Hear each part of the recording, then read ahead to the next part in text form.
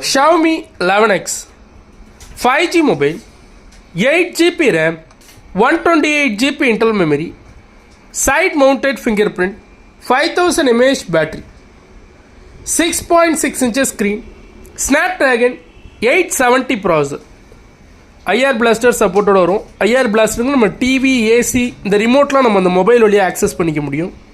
5G mobile மட்டும் Xiaomi 11X 8GB RAM 128GB internal memory, பஞ்சுவல் camera, back cam பொறுத்த வரைக்கும் உங்களுக்கு 48+8+5 மெகா பிக்சல் வரும். செல்ஃபி கேம் பொறுத்த வரைக்கும் உங்களுக்கு 20 மெகா பிக்சல் வரும். 5G மொபைல் மட்டும்.